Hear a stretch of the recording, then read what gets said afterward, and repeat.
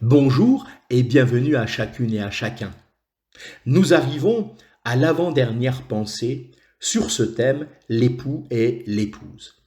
Et nous poursuivons la description qui est faite du bien-aimé. Cantique des Cantiques, chapitre 5, verset 15e. Ses jambes, des colonnes de marbre blanc, reposant sur des socles d'or fin.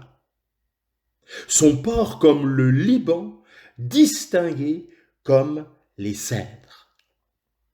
Ses jambes. Les colonnes de marbre parlent de la stabilité du bien-aimé. Quel contraste avec nos genoux si souvent défaillants, comme évoqué en Hébreux 12 au verset 12, et notre tendance à hésiter parfois entre deux opinions. La couleur blanche, indiquée ici pour le marbre, apparaît plusieurs fois dans la description que l'épouse fait de son époux. Son bien-aimé est blanc. Ses yeux baignés dans le lait, ses lèvres sont des lys, son ventre un ivoire poli, et maintenant ses jambes des colonnes de marbre blanc.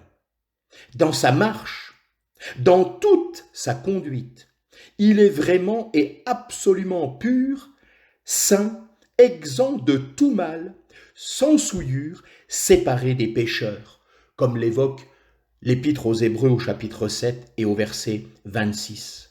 À côté de la couleur blanche, l'or, symbole de la justice divine, revient souvent aussi dans la description du bien-aimé. Sa tête est un or très fin, ses mains sont des rondelles d'or, ses jambes reposent sur des socles d'or fin. Ainsi, que nous soyons placés devant ses pensées et ses objectifs, symbolisés par la tête, ses œuvres, représentées par les mains, ou sa conduite et sa marche, par ses jambes, tout parle de la justice divine de notre bien-aimé. Son port. L'épouse a évoqué plusieurs traits de son bien-aimé, sa tête, ses cheveux, ses yeux, ses joues, ses lèvres, ses mains, son ventre et ses jambes.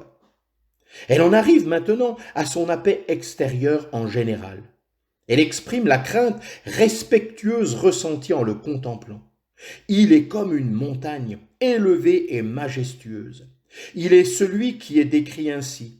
L'Éternel est haut élevé par-dessus toutes les nations, sa gloire est au-dessus des cieux. Psaume 113, verset 4.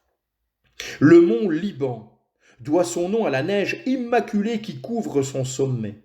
Ainsi, de la première à la dernière phrase de cette description du bien-aimé, tout nous parle de blancheur. Les grands hommes de ce monde, y compris les gouverneurs romains, les conducteurs juifs religieux, étaient trop aveugles pour voir la gloire du Seigneur. Ils n'ont pas connu la sagesse de Dieu, car s'ils l'avaient connue, ils n'auraient pas crucifié le Seigneur de gloire. 1 Corinthiens au chapitre 2 et au verset 8e. Mais pour nous qui croyons, il est ce qui a le plus de prix pour nos yeux. Que le Seigneur vous accorde sa grâce et sa bénédiction.